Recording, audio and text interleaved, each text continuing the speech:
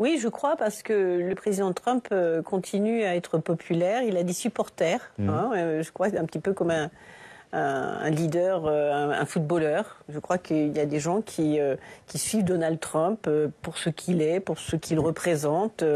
Malgré, on a l'impression qu'il était au pouvoir depuis très longtemps. Cela ne fait que quelques semaines, et malgré les décisions qui sont très graves qu'il a prises, eh bien, quand on regarde les sondages, ceux-ci restent encore favorables au président. Donc, je crois que ce mélange des genres qui nous choque profondément, aux États-Unis, peut-être passe un petit peu mieux, mais là, il va tellement loin, il est tellement dans l'outrance que finalement, je crois qu'il n'y a plus de surprise quant à ce qu'il peut faire et ce qu'il fait. Ça dépend de quel patron on parle, parce qu'il y a la bourse qui était trop élevée de toute façon et qui avait besoin d'une correction à un moment. Ça aurait pu se faire sous Biden, ça se fait sous Trump. Bon, voilà, ça arrive à un moment, mais on a quand même là une économie aujourd'hui qui est incroyablement encore attractive, notamment pour tout ce qui est industriel. On voit bien des entreprises françaises qui investissent massivement. On nous a annoncé récemment un investissement colossal de la part de CGM, CMA. Donc 20 milliards de dollars, si je ne me trompe pas. Donc l'économie américaine continue à être incroyablement attractive parce que l'énergie a un coût très bas, parce que les impôts sont bas. Enfin bon, donc pour les entreprises, je crois que ça va continuer à être attractif jusqu'au moment où l'inflation risque d'être élevée et donc de casser un petit peu cela. Avec l'inflation, il y aura une décroissance. Et donc là, je crois qu'on rentre peut-être dans un cycle, en effet, où cette attractivité risque d'être moindre également pour ceux qui y trouvent encore aujourd'hui un intérêt. Donc, mais à la vitesse à laquelle les choses avancent, je crois que ça va peut-être se passer beaucoup plus rapidement que dans un cycle normal, parce que c'est vrai que là, nous avons deux individus qui ont quand même besoin l'un de l'autre. Donc, quels que soient les défauts de l'un ou de l'autre, ils sont quand même ils doivent continuer à faire l'un. Oui, parce que Elon Musk a besoin du président pour défendre ses intérêts privés. Enfin, de casser l'État fédéral comme il le fait, de casser tous les contrôles, c'est quand même pour pouvoir récupérer les subventions qui lui n'étaient pas forcément allouées par le passé et de pouvoir faire ce qu'il veut. Alors donc, que, rappelons-le, il a développé SpaceX et essentiellement grâce à l'argent de l'État américain et de la NASA. Mais la NASA a été est en cours de démantèlement comme le reste.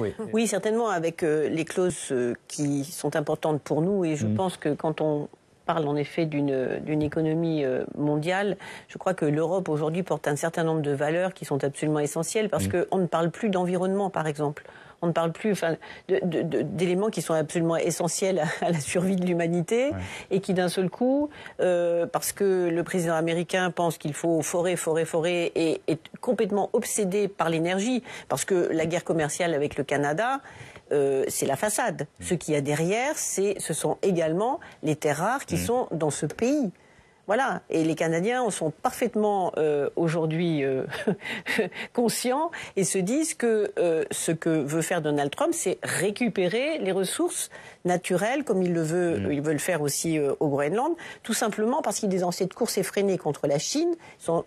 N'importe quelle conversation qu'on peut avoir avec un Américain, je pense que ça vous arrive à tous, à un moment on va parler de la Chine. Voilà, la conversation revient toujours à la Chine, il y a une sorte d'obsession. Vous m'offrez le teaser pour annoncer notre débat de seconde partie sur les terres rares. Mais tout est concentré. Ça converge. Voilà, tout aujourd'hui est lié. Il ne faut pas simplement s'arrêter aux annonces, à la façade que l'on peut avoir, de ce que le président. Mais je reviens sur le Mercosur. Est-ce qu'on n'a pas enterré un peu vite cet accord quand même? Est-ce qu'on n'en a pas vraiment besoin aujourd'hui? Donc accompagnons les agriculteurs, parce que tous les agriculteurs vont pas s'ouvrir de cet accord. Non, les vins et spiritueux, ils sont plutôt contents. Donc accompagnons ceux qui vont en souffrir, les producteurs de bœuf, et puis signons-le, quoi. Bien sûr, mais et vous avez mis le doigt sur l'élément principal, c'est la lenteur finalement des négociations qui font que on commence une négociation. 15 ans auparavant, et aujourd'hui, les enjeux sont différents. Et donc, par exemple, les enjeux environnementaux, je reviens sur ce sujet-là, il y a 15 ans, on n'était pas au cœur de ces négociations, on n'en faisait pas véritablement partie.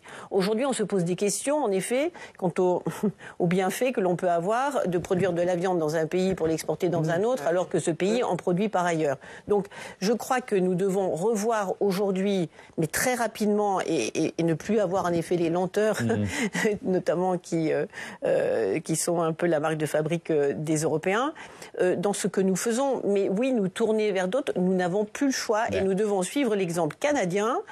Donald Trump les attaque, il riposte et nous faisons la même chose d'ailleurs puisque la présidente de la Commission a annoncé pour le 1er avril des rétorsions. Oui, en tout cas, l'Europe parle sur le plan économique, au contraire du plan politique, d'une seule voix et ça c'est très bien. Je crois qu'il n'y a pas, il y a vraiment un consensus global, ce qui n'est pas le cas sur d'autres questions. Donc c'est un test. Nous le faisons et nous pourrons le refaire. Et je crois que c'est un signal très fort envers le président américain qui pense qu'il peut jouer peut-être justement sur la division avec quelques amis qu'il pense avoir pour des raisons politiques, parce que la politique joue aussi un rôle, mais ce n'est pas le cas. Donc je pense que c'est très très bien. Mais moi, ce qui m'étonne, c'est qu'il est quand même naïf de penser qu'il va régler le déficit de la balance des paiements. Oui. Par cette imposition de droits de douane, alors que leur problème est un problème d'épargne.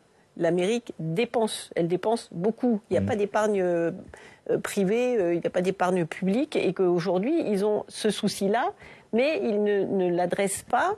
Et ils pensent que, en effet, en faisant rentrer plus d'argent, mais enfin c'est idiot. J'espère qu'il y a des économistes aux États-Unis qui sont en capacité d'expliquer cela au président. Mais comme c'est la première puissance mondiale, en fait, en réalité, ils vivent à crédit puisque tout le monde veut leur prêter de l'argent. La Chine, les Japonais, mais nous aussi. En fait, donc, non, enfin, on peut l'avoir, on pense l'avoir, et puis elle a changé une heure après, donc c'est un petit peu compliqué. Non, ce qui est étonnant cette fois-ci, c'est que en fait, Donald Trump s'est préparé. Je me souviens à Munich l'année dernière, Hillary Clinton a dit, mais Donald Trump, qui reviendra, s'il est élu, c'était avant l'élection, fera ce qu'il dit. Il a été empêché, dans un premier temps, alors on peut parler peut-être de la psychologie de la personne, de faire tout ce qu'il voulait. Parce que lors de son premier mandat. Oui, absolument, il n'avait pas de limite. Et il n'en a toujours pas. Et il avait quand même autour de lui un entourage qui le calmait, qui était en capacité de, peut-être de le conseiller. Cette fois-ci, c'est la phrase de Christine Lagarde, et a-t-il un adulte dans la salle en parlant du bureau? Oui, c'est ça, mais cette fois-ci, il a choisi son entourage avec des gens comme Elon Musk qui vont même au-delà de ce qu'il est, de ce qu'il exprime. Donc je pense qu'on a quelqu'un là qui est sans contrôle, en roue libre, et qui va jusqu'au bout. Alors en plus, il est entouré de gens qui, pour des raisons diverses, il y a des courants, l'isolationnisme, les loyalistes, voilà. Et tout ça, et puis un courant politique qui n'existait pas lors de son premier mandat, très nationaliste et vraiment d'extrême droite pour ce réel. Et hier, j'assistais, parce que je participais à une table ronde au Paris Defense Forum, et un chercheur américain qui devait participer dans la même table ronde dans laquelle j'étais invitée n'a pas pu venir parce que les crédits ont été supprimés dans son département, donc il ne pouvait pas voyager. Et un autre, dans un autre atelier auquel je devais aussi participer, lui a vu une interdiction tomber, il n'avait pas le droit de venir. Voilà, donc quand on parle de liberté d'expression, ça va très très vite, ça va très loin. Moi, j'ai beaucoup de difficultés à comprendre de quoi les Américains ont peur, enfin comment le président peut faire aussi peur. Bon, alors, c'est un bully, mais enfin, à la fin, les gens ne sont pas arrêtés, jetés en prison, comme cela se fait dans un certain nombre de pays. En tout cas, pas encore, et j'espère que ça n'arrivera jamais.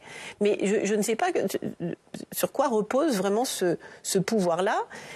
Donc je l'ai vu de façon concrète hier, dans un forum où normalement il devrait être là, mais voilà, donc...